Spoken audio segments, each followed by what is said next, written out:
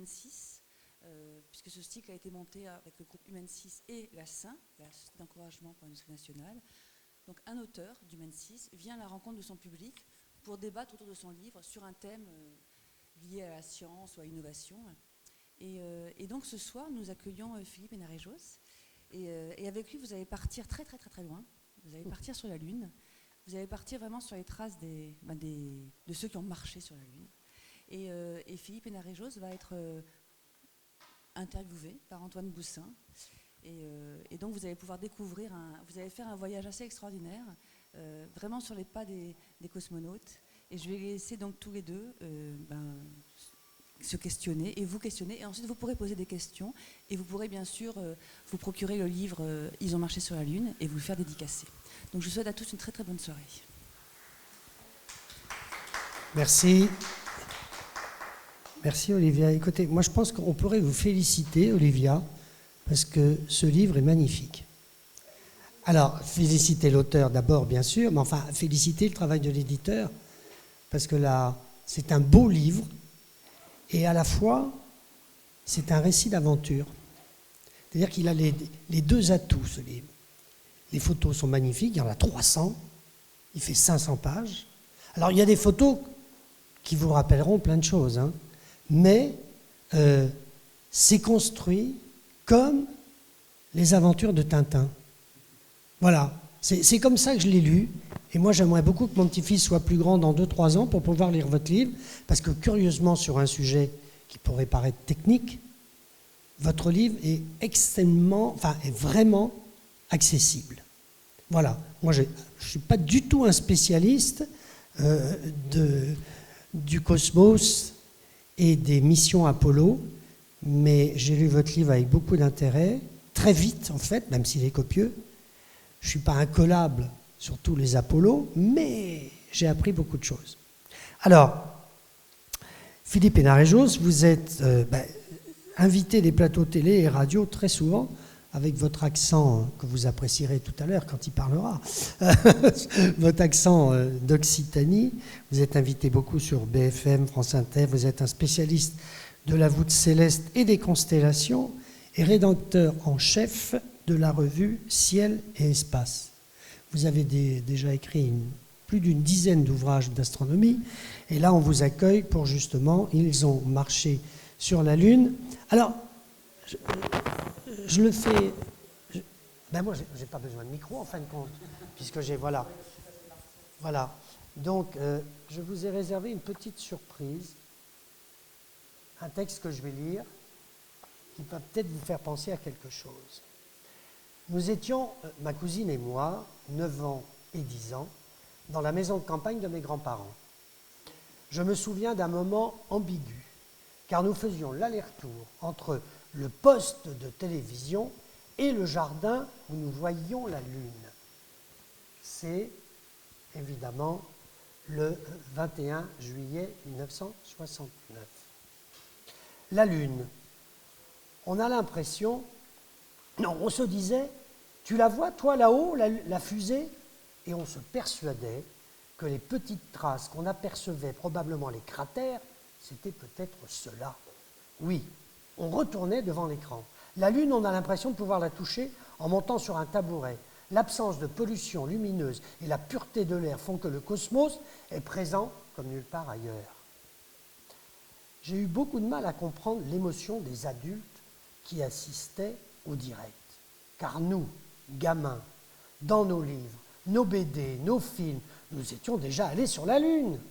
On avait l'impression que le monde réel était en retard sur celui que nous avions en tête, avec ces images floues, grumeleuses. On aurait dit un mauvais film de faussaire, alors que nous avions vu de très beaux films où cela avait l'air vrai.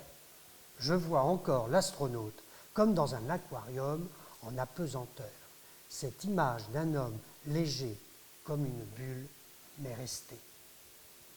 Vous savez qui a écrit ce passage? Non, à l'âge, on pourrait essayer de trouver. Éric Emmanuel Schmitt. Ah oui. Éric Emmanuel Schmitt, qui a publié ce petit texte dans leur série Télérama, que j'ai acheté parce que j'ai vu l'exposition qu'évidemment vous avez dû voir. Et ce texte-là m'a fait penser à vous, gamins, parce que vous nous le dites dès le départ dans le livre, à 5 ans, je crois, ou 4 ans, hein, peut-être même plus tôt, 3 ans. 3-4 ans. Oui, à la maternelle. Vous savez ce qu'il faisait, Olivia? Vous le savez, puisque vous avez publié le livre. Il demandait une page canson noire. C'est quand même assez étonnant. Alors que les autres gamins dessinaient des soleils et tout. Vous dessiniez, vous étiez déjà sur la Lune. Vous vouliez déjà, noir de l'espace. Vous vouliez déjà être astronaute. Oui. C'est vrai, ça? Oui, c'est vrai, oui. Mais je suis tombé dedans étant petit. Je suis né en 1967. Donc en 69, je n'ai pas vu les premiers pas sur la Lune. J'étais trop petit, je ne sais pas où j'étais. J'étais certainement couché. Mais les explorations lunaires se sont poursuivies jusqu'à décembre 1972. Et il y a eu 3 missions entre 1971 et 1972, même 4.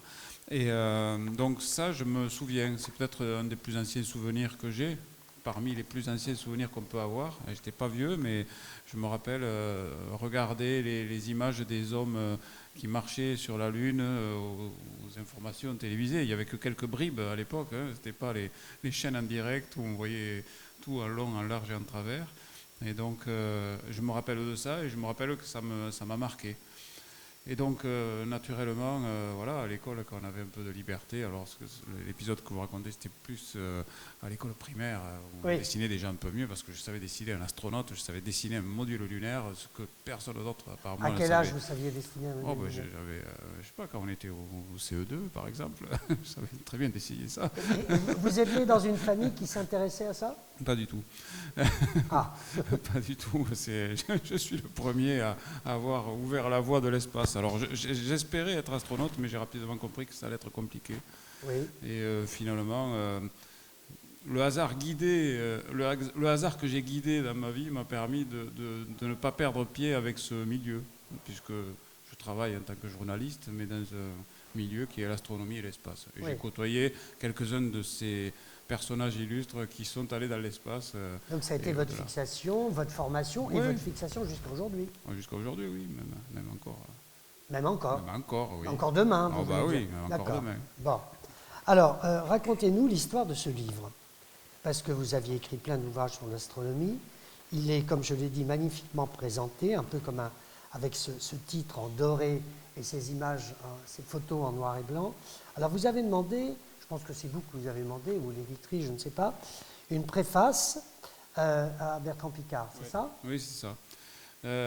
En fait, j'avais croisé Bertrand Piccard quelques années auparavant sur le plateau de l'émission, enfin dans le studio de l'émission La Tête au Carré sur France Inter. Ah oui, Mathieu Vidard. Voilà, j'avais discuté un petit peu avec lui et il ne m'avait pas échappé que Bertrand Piccard, quand il était enfant, quand il avait 10-11 ans, vivait en Floride, dans le quartier des astronautes d'Apollo. Et parce que son père vivait là-bas à l'époque. Et donc, voilà, il avait raconté comme ça qu'il allait à des barbecues chez les Armstrong, les Collins, les Aldrin et autres héros qu'on connaît aujourd'hui. Et il a suivi les années Apollo. Et qu'il a suivi tout ça. Il a même suivi le lancement, comme il l'explique dans la préface, le lancement d'Apollo 11, la mission qui a envoyé Armstrong et Aldrin sur la Lune. Il l'a suivi avec Von Braun, qui était le concepteur de la fusée Saturne V.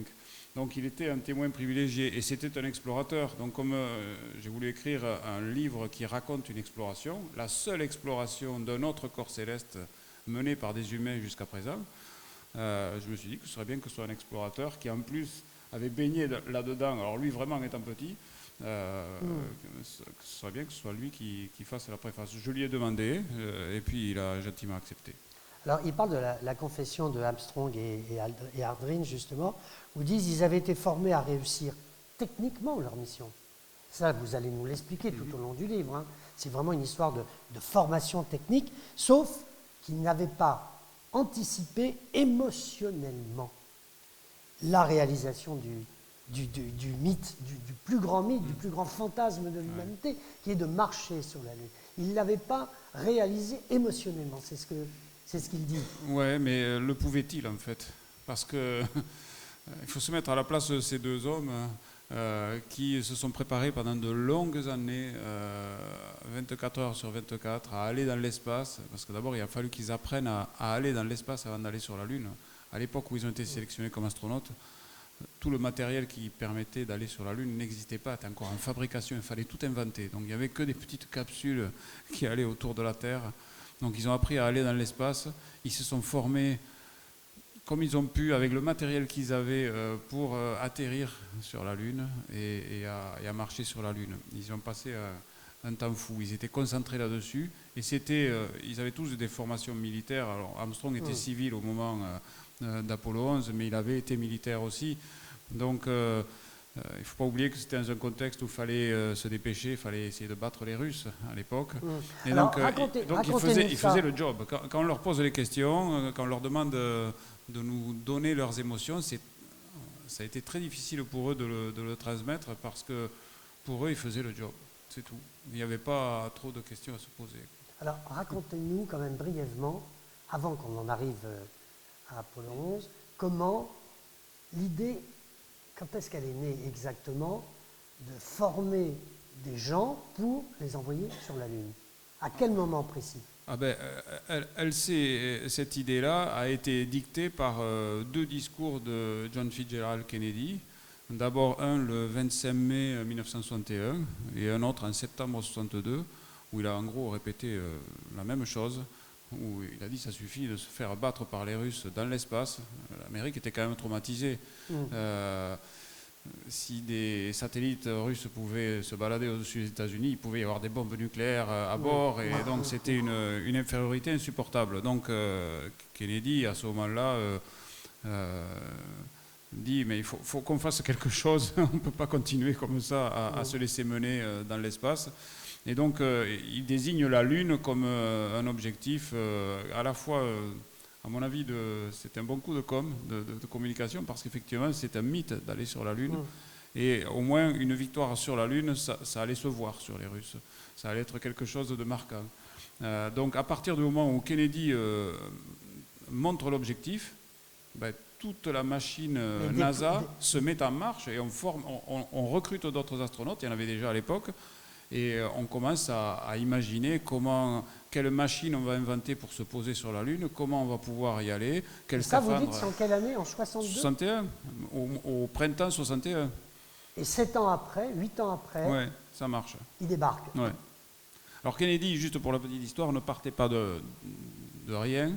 Il y avait quand même depuis le milieu des années 50 des développements techniques qui avaient été faits. Alors, au moment où il fait son discours, les fusées américaines, il y avait une fusée américaine qui avait envoyé Alan Shepard faire 5 minutes en orbite, enfin même pas en orbite, dans l'espace, et il était retombé parce que la fusée n'était pas assez rapide pour le satelliser. Donc c'était vraiment une fusée qui n'était pas au point du tout. Quelle angoisse! Et donc, il partait de loin. Visiblement, comme ça, à l'écran, on aurait dit qu'il partait de rien. En réalité, depuis les milieu des années 50, l'armée américaine avait mis au point, avait commencé à travailler sur des moteurs gigantesques, les fameux moteurs F1, qui vont être à la base de la fusée Saturne V. Cette fusée est gigantesque de 111 mètres de haut et de 3000 tonnes au décollage. Et ces moteurs tournaient déjà sur le banc, ils avaient été testés. Donc Kennedy savait que dans son pari qui semblait fou comme ça pour les grands médias, il avait quand même des atouts dans sa manche. Il avait déjà les moteurs qui étaient presque au point, les moteurs du deuxième étage, ça ne marchait pas super, mais c'était en progrès.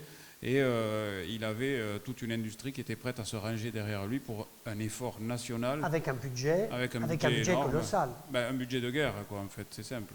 Ça a été au plus fort, je crois que c'était au cours de l'année 1965, le budget alloué à la NASA pour le programme lunaire, c'était 5% du PIB américain. Donc c'était énorme. Ah oui, d'accord. Après, c'est retombé. Hein. En moyenne, ça a été 3%.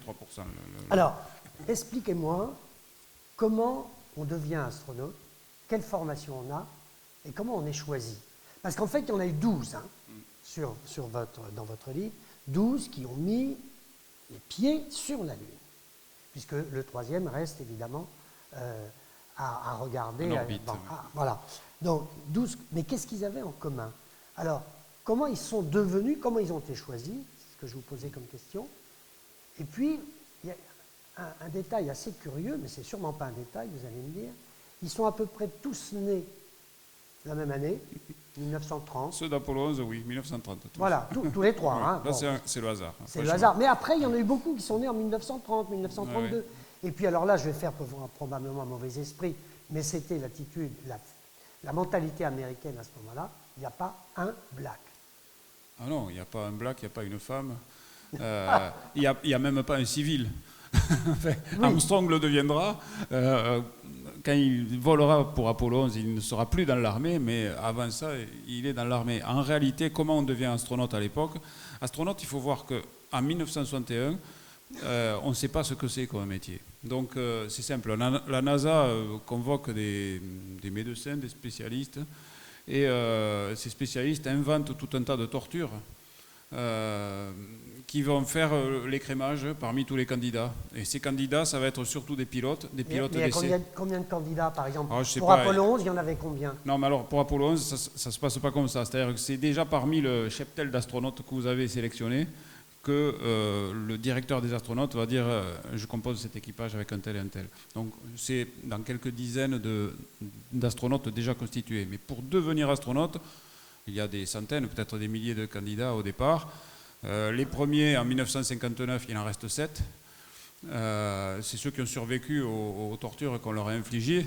Parce que comme on ne savait pas quelles conditions allaient être rencontrées à l'espace, eh ben, on prévoyait le pire pour eux. Donc il fallait des gens qui sachent piloter des engins volants.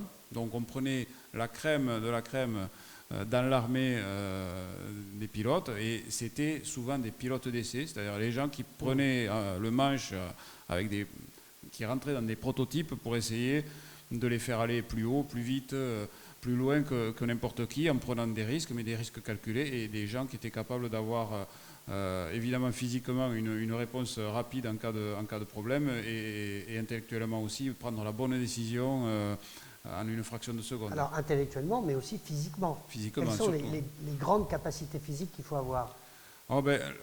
Il fallait surtout garder le sens de l'orientation quoi qu'il arrive. Il y avait une espèce de... Ça, c'est très amusant dans votre livre. Il y a un moment où Houston est pratiquement en train de se planter, ne donne pas assez de données à je ne sais plus quel astronaute, et c'est lui qui s'en sort parce qu'il a le sens de l'orientation. Oui, mais c'est une anecdote, ça, mais c'est amusant. Oui, alors là, c'était le sens de l'orientation pour s'orienter sur la Lune, dans un paysage, etc. Oui. Mais quand je parle de l'orientation, il y avait un tabouret tournant, enfin, sur plusieurs axes, qui pouvait tourner en tous les sens. Je crois qu'on le voit bien dans le film First Man, si certains d'entre vous l'ont vu. Et donc, c'est destiné à vous faire perdre la notion d'équilibre. Et c'est ce qui peut arriver quand un vaisseau spatial part en vrille et quand on perd le contrôle. Donc à ce moment-là, il faut être capable de savoir où on a le bas, le haut, et appuyer sur les bons boutons ou faire la bonne manœuvre pour s'en sortir. Ça fait partie des choses importantes. Et c'est pour ça que ensuite, quand le programme Apollo a commencé à prendre de l'ampleur, bon, il y a eu les 7 premiers, on les appelait les 7 magnifiques, c'était les papes parmi les astronautes. Les autres, les regardaient, c'était des petits-enfants à côté, ils avaient droit à rien. Mais il y a eu d'autres sélections après, des sélections de 9 ou 10 astronautes chaque année, ou tous les 2 ans.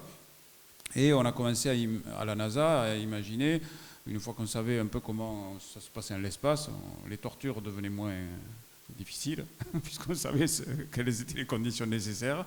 Et on a commencé à imaginer d'employer des gens qui seraient ce qu'on appelle aujourd'hui des spécialistes de mission, c'est-à-dire des gens qui avaient plus de qualifications scientifiques pour pouvoir aller faire, par exemple, de la géologie sur la Lune. C'était le cas d'Harrison Schmitt, qui était le dernier à avoir marché sur la Lune en 1972. Qui était le seul géologue. Et qui était le seul géologue. Voilà. Et donc, mais il y avait parmi ces astronautes, alors je ne raconte pas tout ça dans le livre, sinon il ferait 2000 pages, mais il y a de bons ouvrages qui racontent ça, mais il y avait une sorte de rivalité entre les astronautes, entre les premiers d'abord, et puis les pilotes d'essai militaires, et puis les autres qui n'étaient pas très bien considérés parce qu'on considérait qu'ils ne savaient pas conduire des engins volants. Quoi, donc. Sur l'ambiance à bord du module, est-ce que vous nous avez tout dit? Est-ce qu'ils se sont toujours bien entendus? Oui, alors l'équipage d'Apollo 11, Oui. c'est après. un équipage très particulier parmi les équipages d'Apollo. Je ne sais pas comment il a été constitué par le chef des astronautes qui était Dick Slayton, un astronaute qui lui ne pouvait pas voler. Il faisait partie des 7 premiers sélectionnés en 1959. Et donc il dirigeait le bureau des astronautes et c'est lui qui composait les équipages. Et je ne sais pas qu'est-ce qui a présidé à ce choix, mais en tout cas, Michael Collins, qui était le 3e homme d'Apollo, hein, il y avait Armstrong, Aldrin et Collins, celui qui restait en orbite autour de la Lune. Ouais, c'est lui le pilote. Hein. Lui, il va qualifier cet équipage plus tard d'aimables étrangers. C'était des gars qui passaient énormément de temps ensemble dans les simulateurs pour préparer la mission. Mais c'est un équipage où chacun des 3, dès qu'ils avaient fini le boulot, partait dans son coin et rentrait chez lui. Vous avez par exemple l'équipage d'Apollo 12, où c'était vraiment des amis. Et donc quand ils avaient fini, qu'est-ce qu'ils faisaient? Ils allaient boire des coups, ils faisaient une petite course de voiture, enfin ils ne se séparaient jamais. Il y a d'autres équipages qui étaient plus proches, qui avaient un lien plus particulier. Là, il n'y avait pas de lien. C'est des gens qui ne se rencontraient que sur le lieu de travail. Ils allaient au bureau. Et un jour, le bureau, ça a été la Lune. Et ils savaient très bien faire leur boulot. Ils communiquaient le nécessaire. Mais ils ne faisaient pas énormément de blagues entre eux. Ils étaient assez neutres, finalement. Et peut-être c'est aussi une des clés de la réussite, on ne sait pas. Hein. Ils se sont focalisés sur ce qu'ils avaient à faire. Hein. Philippe Emergeau, cette ambiance-là, vous en parlez beaucoup. Parce qu'au début, quand ils sortent du module, ce que vous appelez extravéhiculaire, hein, je crois que c'est ça. Oui, la sortie extravéhiculaire. La sortie extravéhiculaire, c'est 2 heures pour Apollo 11, mais c'est plus de... dites-le moi précisément. Pour les dernières missions, c'est 3 fois 7 heures. 3 fois 7 heures. C'est-à-dire c'est 10 fois plus. Donc ils sont amenés à être ensemble, à avoir des problèmes ensemble, des problèmes, des satisfactions et tout, mais je ne parlerai pas à un moment, vous allez nous raconter tout à l'heure, les histoires de rover, c'est-à-dire le véhicule, leur véhicule tout-terrain. Le véhicule tout-terrain qui perd son garde-boue. C'est quand même, quand on vous lit, c'est de dire, c'est pas possible, il en a rajouté l'auteur. Eh ben non, le garde-boue tombe et ils discutent tous les deux pour remplacer le garde-boue. Qu'est-ce qu'ils trouvent? Des cartes routières. Oui. C'est quand même... Il y a plein d'anecdotes. Des cartes routières de la Lune. Hein. Ah bah oui, évidemment. Ce n'était pas les cartes routières de Kentucky, ça c'est sûr. Mais bon, et on sent très bien, ils sont soudés quand même. Ils sont ensemble. Oui, ils sont soudés quand même, toujours quand même. Ça se passe bien, il n'y a pas de dissension. Alors il y a des désaccords entre eux des fois, parce que ce sont des gens qui ont des caractères assez forts, assez tranchés. Des pilotes d'essai, quand ils sont seuls à bord de leur machine, c'est eux qui ont le manche, c'est eux qui décident. Et donc là, ils sont 3 et il faut qu'ils cohabitent. Alors de temps en temps, il y a des petits désaccords.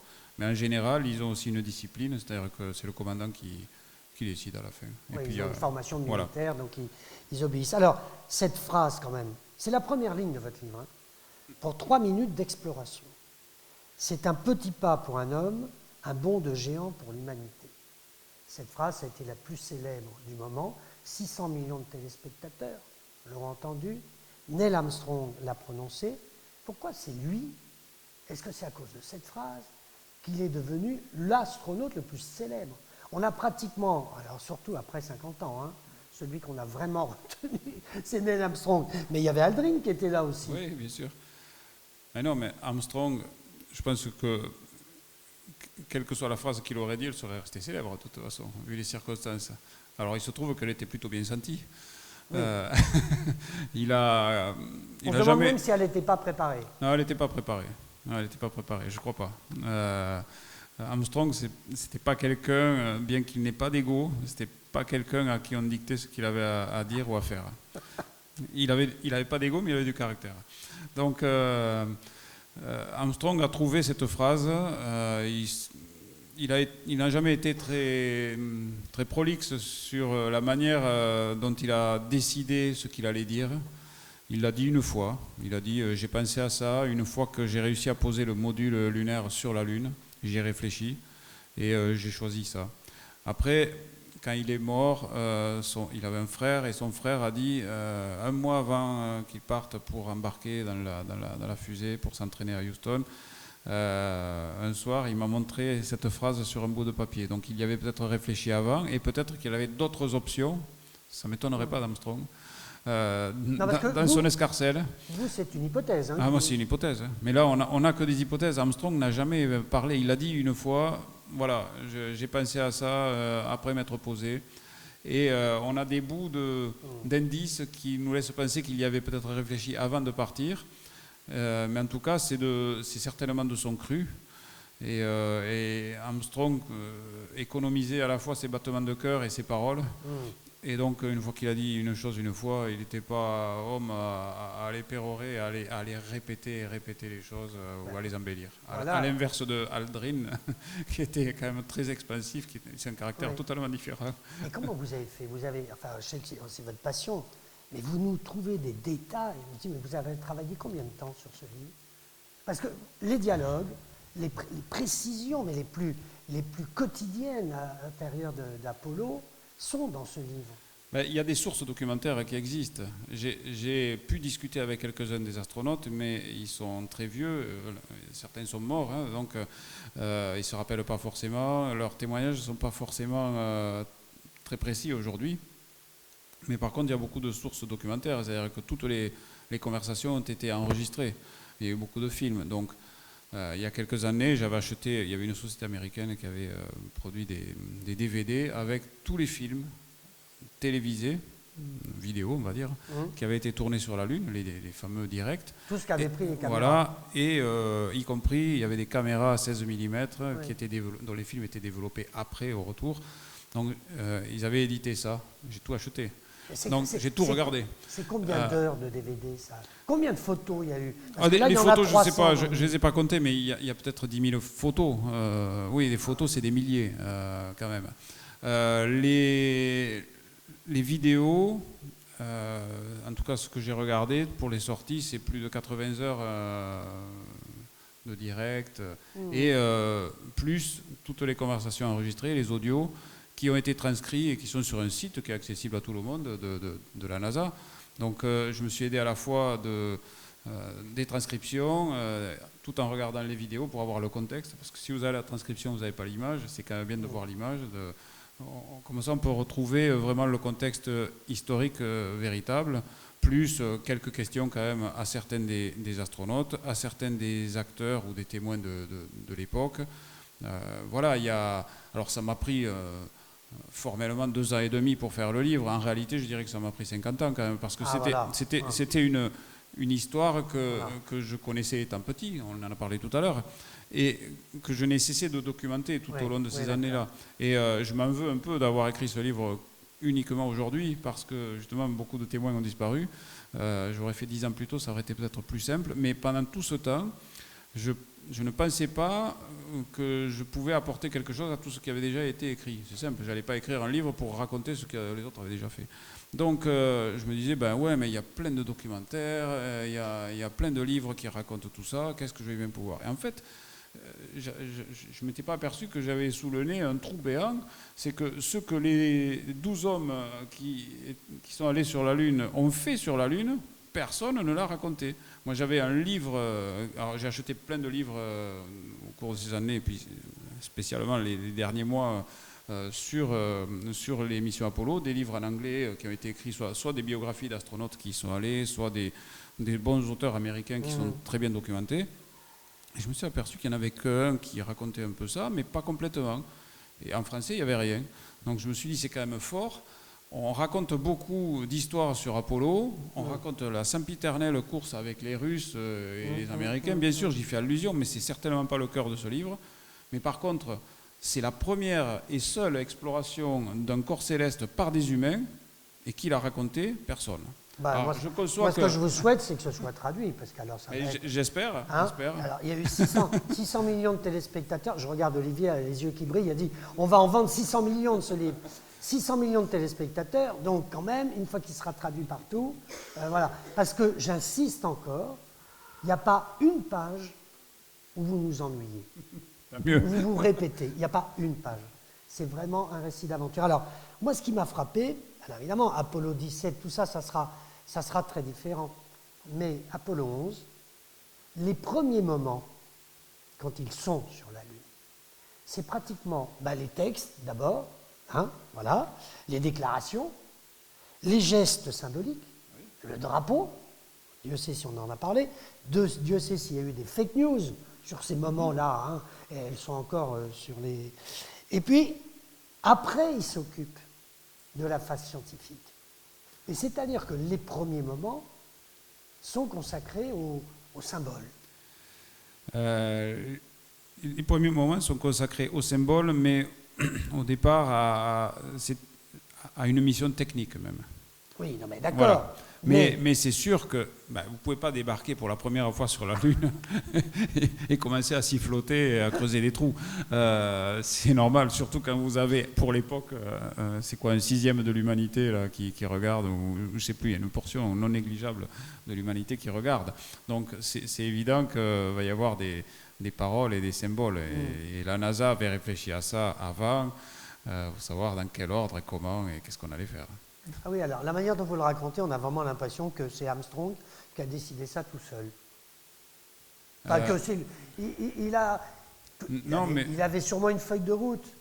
Non, Ils mais ont tous des feuilles de route. effectivement, les activités symboliques, c'est comme ça que la NASA les appelait, parce qu'ils avaient créé un comité des activités symboliques pour savoir qu'est-ce qu'on va faire là-haut. Parce qu'il y a quand même eu un débat à un moment donné. Kennedy était mort, les années étaient passées, et il y avait des gens qui disaient, d'ailleurs curieusement Nixon faisait partie du lot, disait pourquoi on ne mettrait pas le drapeau des Nations Unies, comme ça ce serait au nom de l'humanité tout entière. Et alors ça a commencé à batailler un peu. Il y a des sénateurs, des congressmen qui s'en sont mêlés en disant non, quand même c'est nos impôts, etc. Donc la NASA dit attendez, on va faire un comité, on va nommer quelques officiels et qui vont réfléchir à ce qui va se passer. Alors ces trucs-là n'étaient pas dans les checklists des astronautes, donc ils étaient au courant qu'ils devaient planter le drapeau, qu'ils devaient dévoiler une plaque commémorative, etc. Armstrong savait qu'il allait y avoir un coup de fil un peu spécial de quelqu'un haut placé. Aldrin ne se doutait pas de grand-chose, et quand le président des États-Unis leur a téléphoné, Aldrin était pétrifié, il ne savait pas quoi dire. Lui, il s'est rangé. C'est Nixon qui a... Oui, c'est Nixon. Aldrin s'est tu complètement et il s'est caché totalement derrière son commandant, Armstrong, qui est allé lui en première ligne, mais il n'y avait pas de problème, il gérait ça très bien. Alors, c'est intéressant parce que la NASA avait prévu, pas tout à fait, mais elle pensait que la première excursion allait durer 2h30. Bon, c'est ce qui s'est passé. Mais la dernière, elle a duré 22 heures. Donc, qu'est-ce qui s'est passé pendant ces 3 ans? Parce qu'en fin de compte, tous les 6 mois, il y a une mission. Oui. À part Apollo 13, oui, qui a, comme on dit, raté. Raté, hein, et marqué un coup d'arrêt pour qu'on voit ce qui n'allait pas voilà, avant de mais continuer. Ces chiffres sont hallucinants quand même. En 3 ans... Non, voilà, ce qui s'est passé, c'est que au début, la NASA était extrêmement prudente sur cette mission Apollo 11. Je crois qu'il n'y avait pas une confiance énorme dans le matériel, y compris dans le module lunaire dont le développement, j'ai lu un bouquin entier écrit par l'ingénieur en chef du module lunaire, je peux vous dire que ça a été extrêmement chaotique. Aujourd'hui, on voit ça comme une réussite formidable.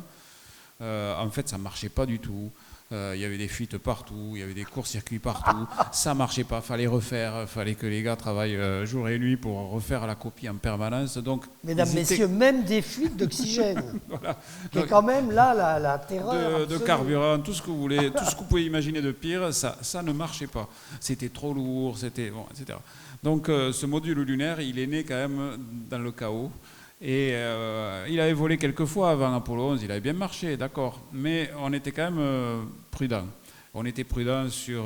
on ne savait pas ce que les astronautes allaient rencontrer comme difficulté une fois sur le sol lunaire. On avait des idées, il y avait des sondes qui s'étaient posées sur la Lune, on voyait que c'était quand même un sol dur, qu'il n'y avait pas une poussière énorme, etc. Mais on était très prudents, on ne voulait pas qu'il y ait un accident mortel à ce moment-là. À tel point que quand Armstrong sort... Alors, il faut voir l'endroit. Hein. Il sort par une espèce de trappe qui doit être un peu plus grosse que la table, oui, parce qu'il faut qu'il passe quand même. Mais il avance à genoux, à reculons, sans voir où il met les pieds. Et puis, il va descendre l'échelle à reculons pour arriver sur la Lune. Ben, à ce moment-là, il est accroché par... C'est un peu ridicule, mais ça dénote la prudence nécessaire qui a été prise à ce moment-là. Il est accroché par un mousqueton et par une sorte de câble qui est relié à l'intérieur. En fait, c'était un câble qui était prévu pour, avec une poulie, descendre et remonter les affaires pour ne pas avoir les mains encombrées comme monter par l'échelle.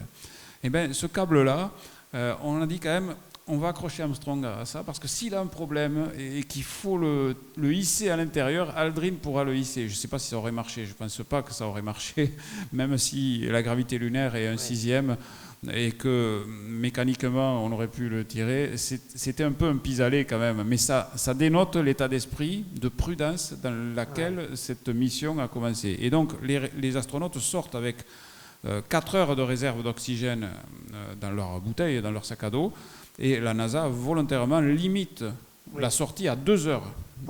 Ils ont eu une extension de 15 minutes ou de 30 minutes, donc 2h30 en tout, mais du moment où vous ouvrez la porte jusqu'au moment où vous la refermez. Donc sur la Lune, Aldrin, il a passé moins de 2 heures, et Armstrong, je crois que c'est 2h15, quelque chose comme ça, pas plus.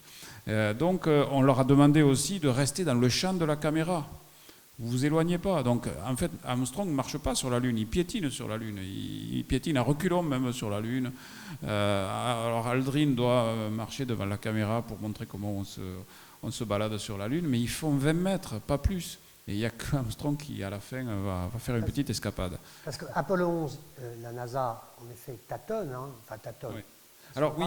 Mais Apollo 12 aussi. Il faut attendre Apollo 14 pour quand même qu'ils aient compris, qu'ils aient pris des marges de sécurité. Mais ce qui me frappe tout le temps, c'est la conversation qu'ils ont avec Houston ne peut engendrer que stress encore plus pas forcément. Je ne suis pas allé, mais j'aurais été stressé. Juste pour finir de répondre... Pas vous, évidemment. Si, moi sans doute. Ah bon, peut-être, alors ça va. Pour répondre à votre question, qu'est-ce qui s'est passé entre Apollo 11, 2 heures, et les derniers 20 heures, on a pris confiance entre-temps. Hein, c'est ça qui s'est passé.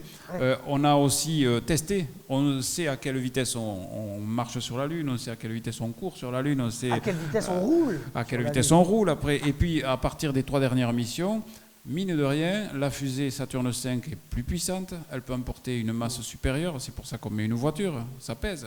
Tout est une comptabilité d'épicier, hein. On pèse tout ce qu'on emporte, les astronautes ont des effets personnels, ils ont droit à moins d'1 kilo, on pèse leur sac, on pèse tout. Parce qu'on sait que pour repartir de la Lune, il ne faut pas que ça pèse plus que tant.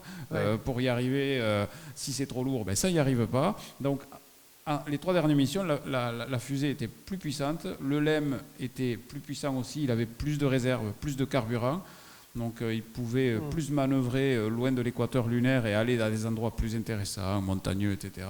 Et il avait une autonomie plus grande. Voilà pourquoi... Et il passait des nuits plus longues. Absolument. À la fin, il passait 3 jours et 3 nuits sur la Lune. Voilà. Il bivouaquait sur la Lune. Alors, expliquez-nous aussi pourquoi on leur donne des sacs pour récolter des échantillons. Pourquoi il faut récolter toujours plus? Parce que, je relis ma fiche là, Apollo 17, ils ont récolté 110 kilos. C'est énorme. La première fois, c'était 20. Et les photos qui sont prises, on voit par exemple le Saddle Rock. Ça a l'air d'être une montagne.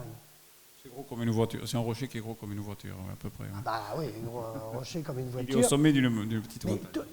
L'analyse des échantillons, elle n'est pas si percutante que ça. Je vais vous lire.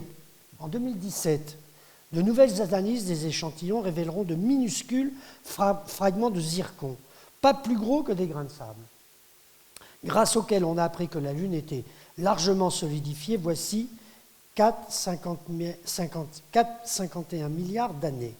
Avec ce résultat très solide, les zircons témoignent de la cristallisation des roches d'une planète. On sait désormais que la Lune s'est formée seulement 60 millions d'années après le système solaire, soit quelques dizaines de millions d'années plus tôt que ce qu'on l'on pensait. La collecte des roches de Shepard et Mitchell n'aura finalement pas été si mauvaise que cela, mais bon, pourquoi ramener autant d'échantillons? Pour un résultat peut-être un peu faible, non? Non, Ou moins qui ne correspondait pas aux attentes. Non, le résultat est foudroyant dès le début. Dès que Armstrong et Aldrin, qui eux collectent les... C'est Armstrong qui est chargé de collecter les roches d'ailleurs. Aldrin, il est chargé de savoir comment on marche sur la Lune. Armstrong picore ces roches, il a été formé à la géologie et il fait son choix, mais pas dans les règles de l'art. Il n'a pas de temps pour ça. Il a quelques minutes et il doit faire vite. Et donc, il a quelques minutes pour repérer des roches, pour se dire, tiens, celle-là va être intéressante. Et il les enfourne dans un sac comme ça. Donc, c'est ces 21 kilos qu'il ramène. C'est comme ça qu'il les prend. Mais dès Apollo 11, ces roches sont analysées dans des laboratoires terrestres et elles parlent. Elles disent un âge. Elles disent même les moins âgés de ces roches-là, sur la Lune, sont plus âgés que les plus anciennes roches terrestres. Oui, donc oui.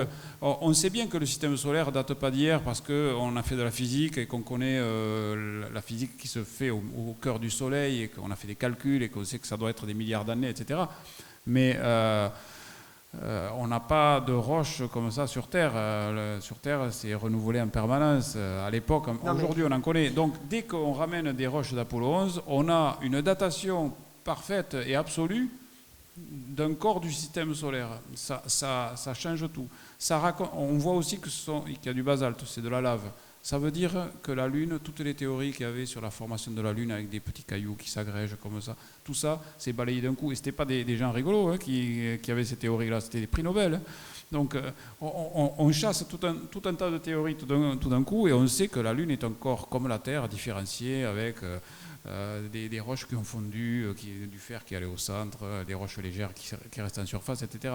Et pourquoi autant de roches? Parce que plus on reste sur un endroit, plus on en prend. La voiture, elle a un coffre, vulgairement, comme nos voitures, et donc ça contient plus de roches que simplement les poches d'Armstrong. Donc plus on va arpenter de terrain, plus on va ramener des échantillons, plus on va être tenté d'en ramener. Et ces roches-là, la NASA savait très bien qu'on ne reviendrait pas sur la Lune de sitôt. Elle a créé un laboratoire spécial où elles sont entreposées.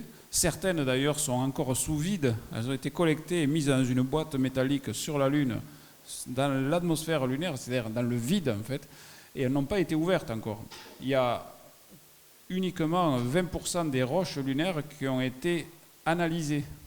Ah, de ce qu'on a ramené? De tout ce qu'on a ramené, des près de 400 kilos en tout, simplement 20%. Mais c'est voulu parce que chaque fois qu'un laboratoire demande une roche pour l'analyser, on lui donne un petit bout. C'est très précieux en fait, c'est hors de prix. Ensuite on garde pour si de nouvelles méthodes d'investigation arrivent, eh bien on pourra les faire parler. C'est pour ça que le passage que vous avez raconté sur les roches d'Apollo 14, c'est parce qu'on a des nouvelles méthodes d'investigation aujourd'hui. À l'époque on ne pouvait pas voir ces zircons et on a des méthodes vraiment poussées sur Terre, une technologie qui évolue en permanence. Et il faut savoir que ce qui a été ramené de la Lune, ça a tout simplement raconté l'histoire de la Terre, l'histoire de la Lune, l'histoire du Soleil, l'histoire de toutes les planètes. Bref, notre histoire, depuis 4 milliards et demi d'années, c'est pareil, on ne savait pas tout ça. Sans la Lune, on ne saurait pas. Il y a, dans le dernier tiers du livre, il y a beaucoup de cahiers photos, j'ai dit qu'il y avait 300 photos. Il y a une photo qui est extraordinaire. C'est la photo, vous dites probablement la meilleure photo de la Terre, où on voit un rocher, et puis la Terre. C'est étonnant ça. Et ils sont émerveillés, les astronautes, en plus de ça. Ils sont sur la Lune et à un moment, ils s'arrêtent pour regarder la Terre. Oui, là, cette photo a été prise par Gene Cernan, le commandant d'Apollo 17, en décembre 1972. Et lui était fasciné de voir la Terre au-dessus du paysage lunaire. Alors, il faut savoir qu'ils se sont posés dans une espèce de vallée entourée de hautes montagnes et un peu sur le bord de la Lune. Donc la Terre n'était pas très haute dans le ciel finalement. Et donc avec les montagnes qui étaient hautes et la Terre pas très haute, on pouvait, c'était le seul endroit de toutes les missions Apollo où on pouvait espérer avoir un premier plan avec un paysage lunaire et la Terre dans le cadre.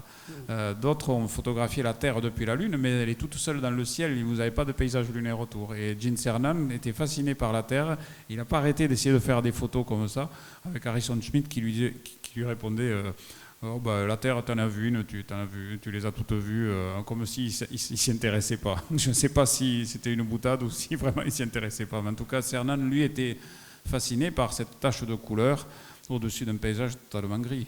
Voilà, et c'est l'envers du fantasme. Là, c'est ce que disait Eric Emmanuel Schmitt au départ. Il pensait qu'il allait voir les fusées sur la Lune, et eux, quand ils sont sur la Lune, ils pensent qu'ils vont voir la forêt amazonienne. Oui, il la voit d'ailleurs. Il la voit parce que Schmitt, finalement, s'intéressait aussi à la Terre et faisait le bulletin météo depuis la Lune, en fait. Il voyait les continents, il voyait les nuages, et il regardait ce qui se passait sur Terre. Alors, il y a eu des échecs avant Apollo 11. Il y a eu des morts. Oui.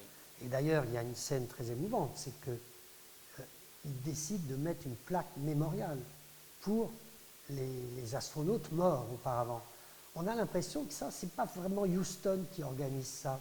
C'était un peu dans la sensibilité des astronautes. Oui, les astronautes, c'est une petite communauté.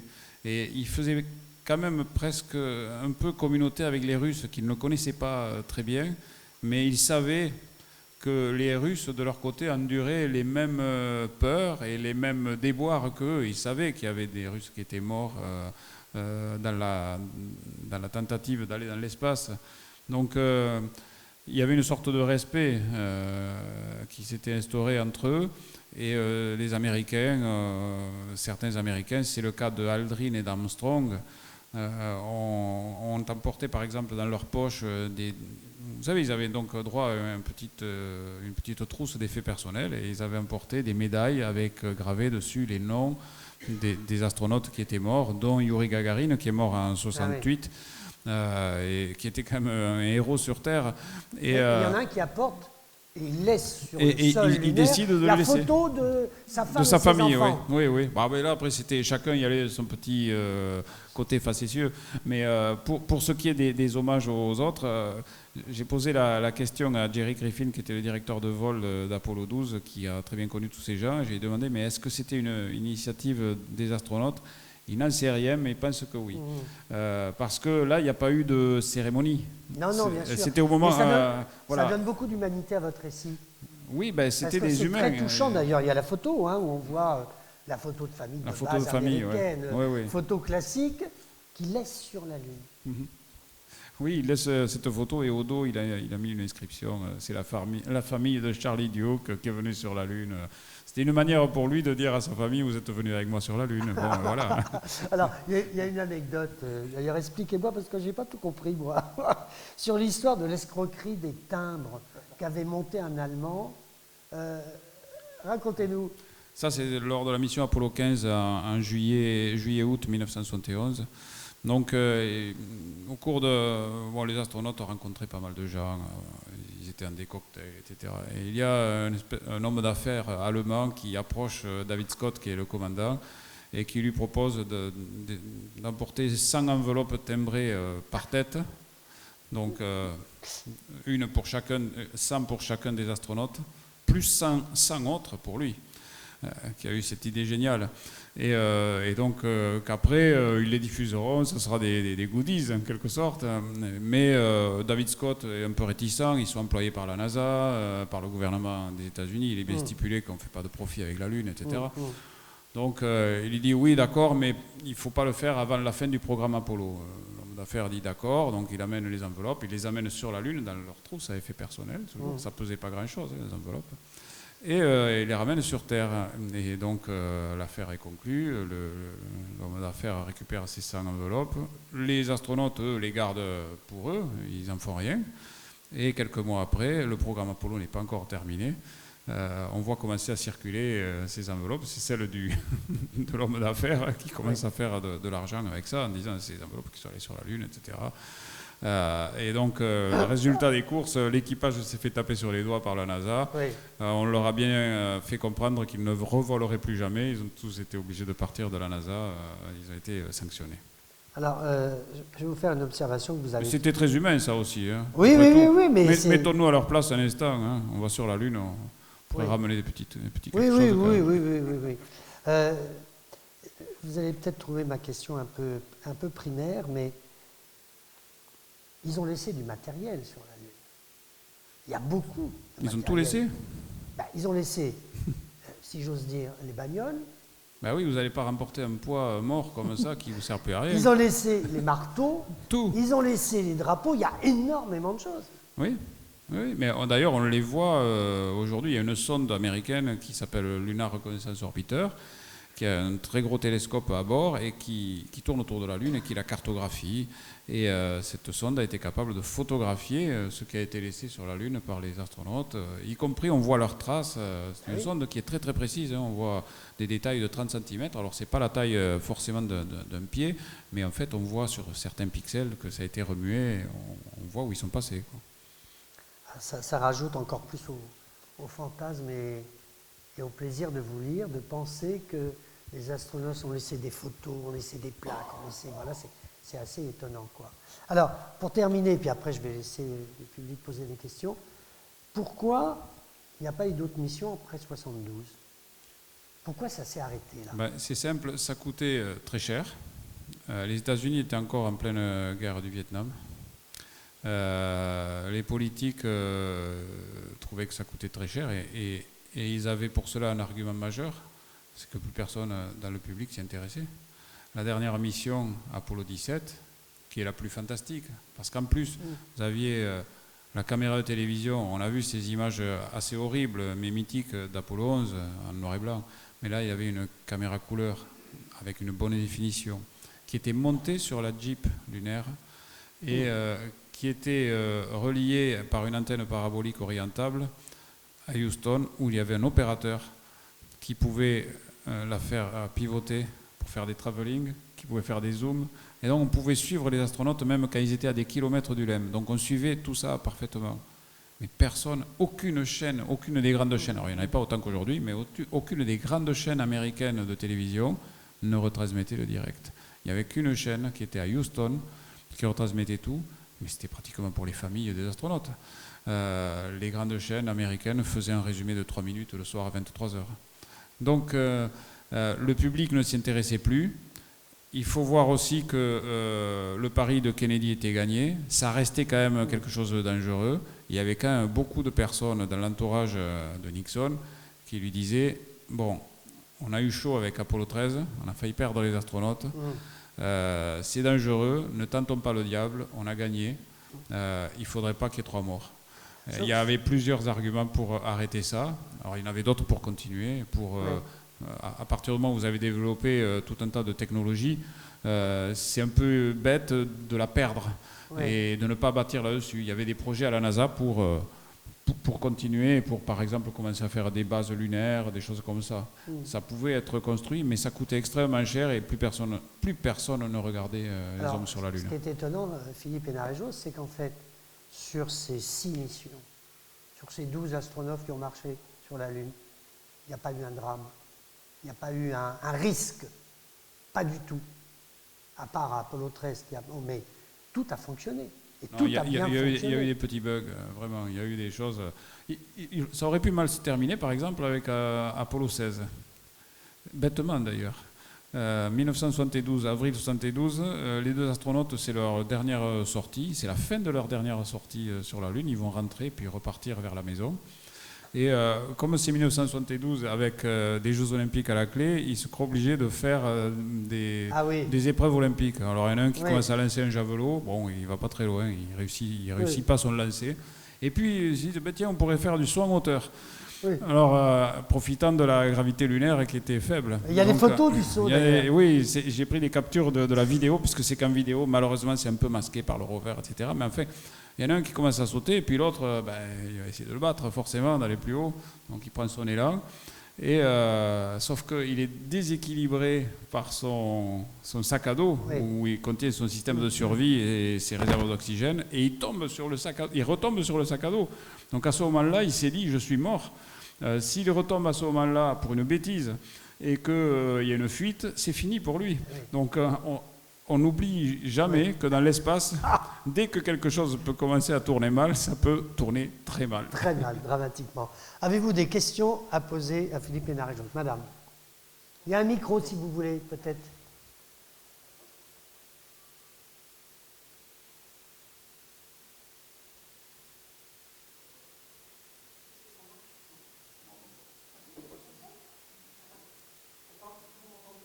Oui.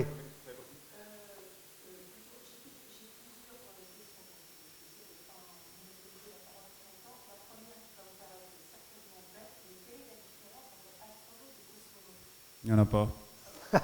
C'est juste une terminologie. Au début, on disait plutôt cosmonaute quand c'était des Russes et astronautes parce que c'était des Américains. Après, quand il y a eu des Français, on a dit spationautes. Les Chinois, c'est taïkonautes. Maintenant, on ne sait plus quoi inventer. Donc, voilà, parce que c'est astronaute. Astronaute ou cosmonaute, c'est des synonymes.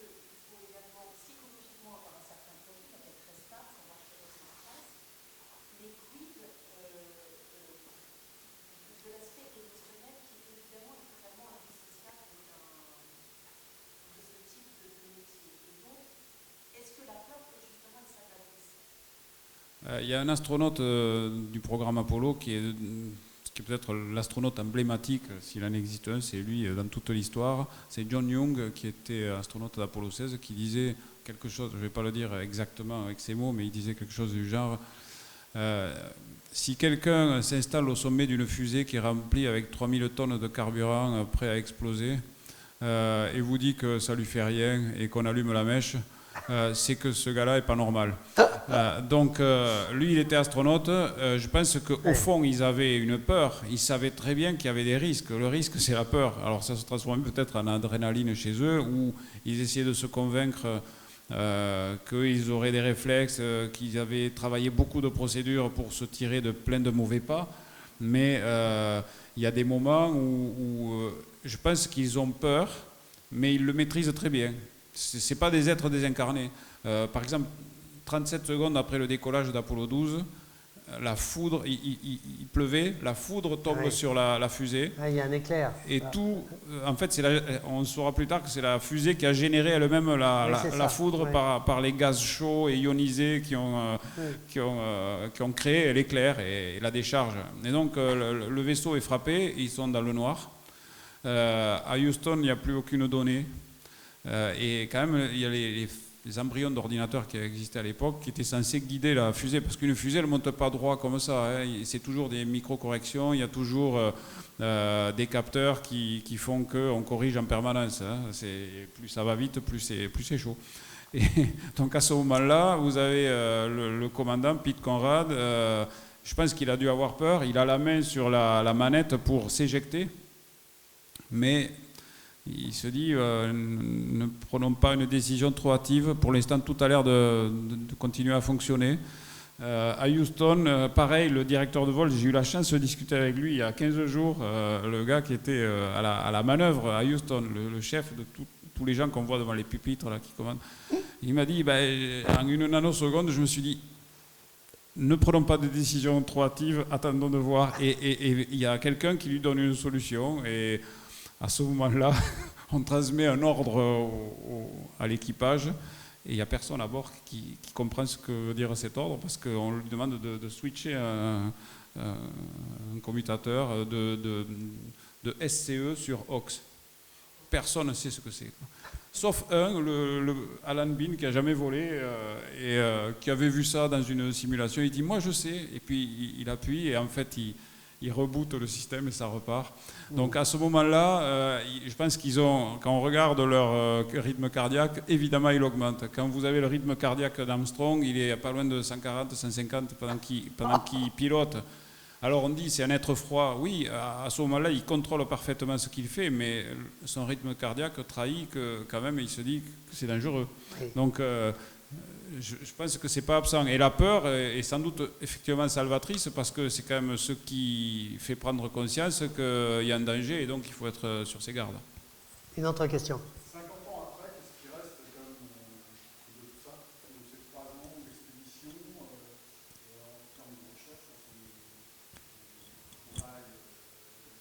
en termes de recherche, en termes de... Ouais.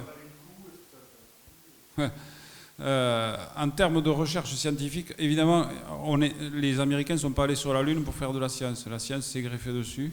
C'était pour battre les Russes, c'est tout. Donc ça, ils ont bien réussi, mais bon, ils sont allés avec beaucoup de matos. Et donc, une fois sur place, autant faire de la science, autant se rendre utile.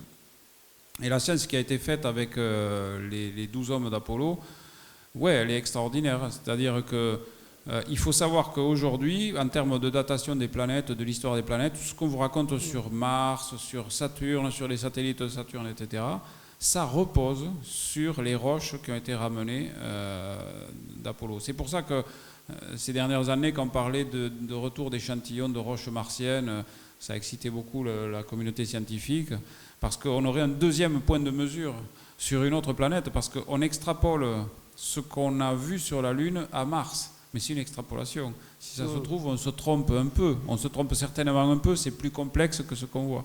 Parce qu'en fait, en gros, c'est simple. Vous ramassez une roche dans un champ où il y a des cratères, on compte qu'il y avait plus d'impact météoritique avant et que tout ça s'est empilé. Et donc, vous savez l'âge du terrain, donc vous savez l'âge de la roche, et ensuite, vous comparez avec le nombre de cratères sur Mars. Vous vous dites, tiens, il y a le même nombre de cratères et la même taille que sur la Lune, alors qu'on a daté de manière absolue avec une roche. Donc, sur Mars, on a le même âge. Mais vous voyez, il y a quand même un risque que ça ne soit pas exact. Donc, qu'est-ce qu'il en reste ? Il reste le roman de la formation de la Terre et de la Lune, par exemple, on l'a découvert avec Apollo. Le scénario d'une proto-Terre qui se fait percuter par une autre planète en formation, qui éjecte une partie du manteau, tout ça se réagrège et ça forme la Lune. Ouais, on a l'histoire de la genèse de notre propre planète. On a la datation et on a l'histoire de tout le système solaire. C'est-à-dire que la Lune, vraiment, avec ses datations ponctuelles et les terrains qu'on y observe, on a réussi à avoir des modèles, ça reste des théories qu'il faut confirmer, mais des modèles assez solides de ce qui s'est passé depuis 4,5 milliards d'années dans le système solaire. D'où l'intérêt d'y retourner sur la Lune, parce que c'est facile, parce qu'on pourrait avoir d'autres endroits et compléter cette histoire. Alors, la Lune, c'est la destination la plus simple, la plus facile, parce qu'elle est proche, mais ce sera encore plus intéressant d'aller ailleurs, évidemment. Bon. Monsieur. Oui, pour continuer la question de monsieur, quelle est la pertinence du programme Apollo pour la suite des années? C'est-à-dire qu'on a eu ensuite, après Apollo, d'autres programmes comme la Station spatiale internationale, comme la navette spatiale, etc. Et puis on s'apprête maintenant à aller sur Mars. On peut aller sur Mars. Et ma question est, quelles sont les leçons tirées du programme Apollo qui nous aideront à faire les pas, précisément ceux d'Apollo, pas spécifiquement, mais surtout ceux d'Apollo, qui permettront d'aller sur Mars dans les années 2030. Peut-être qu'on va prendre la question de monsieur et vous répondrez en même temps après. Ouais.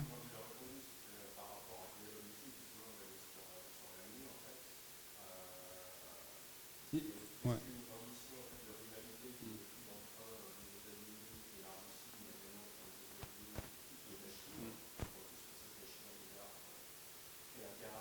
Ouais, ouais.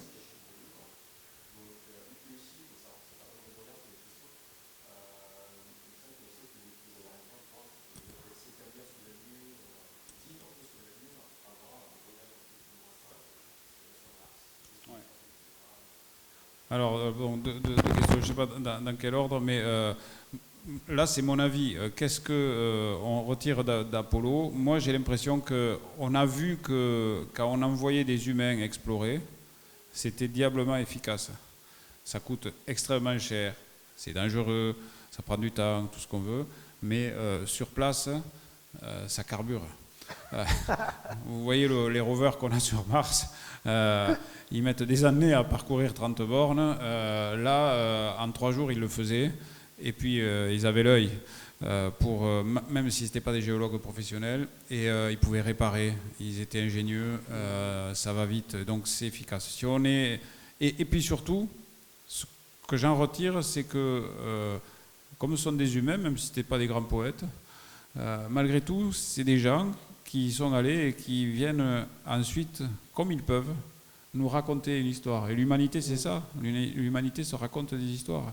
Et l'exploration, c'est ça, c'est envoyer des gens qui vont à notre place, par procuration, voir de l'autre côté de la colline ou sur le monde d'à côté. Et ça continue à nous faire rêver et à nous faire rêver à accroître nos connaissances. Alors voilà, ce qu'on en tire, à mon avis, c'est que l'exploration robotique, c'est bien, c'est efficace, mais quand on envoie des humains, ça marche beaucoup mieux, on découvre beaucoup plus vite, et puis c'est plus enthousiasmant. Concernant pourquoi on revient sur la Lune, effectivement, il y a une dimension géopolitique qui n'a pas cessé d'exister, à mon avis. On le voit bien aujourd'hui, comme vous le disiez fort justement. Les Américains sont allés sur la Lune parce qu'ils étaient piqués au vif par les Russes. Et là, il se trouve qu'il y a un président américain il est assez facile de le piquer au vif. Donc, dès qu'il se rend compte que les Chinois, ils sont déjà, il dit, il va peut-être vouloir America first, on va y retourner. Donc, on peut supposer que ce serait pas mal que les Chinois continuent à titiller les Américains. Comme ça, on verrait enfin de nouveau des gens aller faire de la science sur la Lune, pourquoi pas. Non, tout ça pour dire que, blague à part, même du côté de l'Asie, vous avez l'Inde, le Japon, qui sont des puissances spatiales. Et la Lune, c'est quelque chose de compliqué, même encore aujourd'hui. Et donc, pour montrer qu'on est une puissance qui compte, et c'est pour ça que la Chine envoie des choses vers la Lune, eh bien, on envoie des choses vers la Lune. C'est-à-dire qu'une nation qui est capable de déposer un robot sur la Lune, de le faire rouler, etc., c'est quelqu'un qui compte, il faut compter avec lui. Et donc... Voilà, après, on verra comment vont réagir les Américains. Mais la Lune n'est pas simplement, il n'y a pas simplement un objectif scientifique. S'il n'y avait que ça, il n'y aurait que quelques sondes qui seraient allées. On n'aurait peut-être que quelques grammes, les grammes soviétiques, parce qu'il y a des missions soviétiques qui sont posées en automatique qui ont ramené quelques grammes. Donc on aurait ça pour tracer l'histoire du système solaire. La science serait peut-être un peu plus pauvre. Mais c'est pas la science, il n'y a pas que la science. Avant tout, ça reste un objet céleste, mais géopolitique.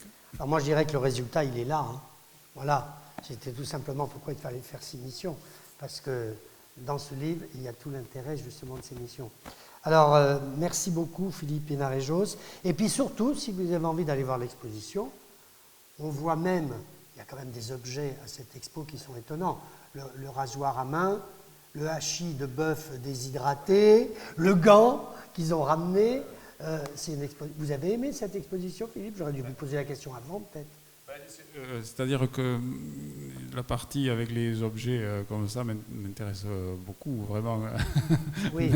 mais après, voilà, moi ça me surprend moins parce que, évidemment, je suis allé par exemple à Washington voir le Space Museum où là, j'ai retrouvé le garde-bout. Ils l'ont ramené, vous savez, la carte routière. Je m'y suis un peu attaché à ce garde-bout. Il n'y a que moi qui cherchais, mais où est le garde-bout? Je m'y suis attaché à cette histoire de garde-bout. Je me suis trouvé devant la vitrine avec des Américains et ils disaient « Ah, qu'est-ce que c'est que ça ?» Je vais vous expliquer ce que c'est. Bon, voilà. En plus de ça, je vais vous dire, là je vais faire mon directeur commercial.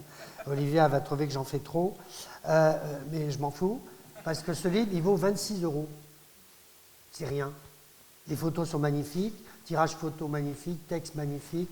Bravo, superbe livre. Merci. Beau succès à venir. Merci.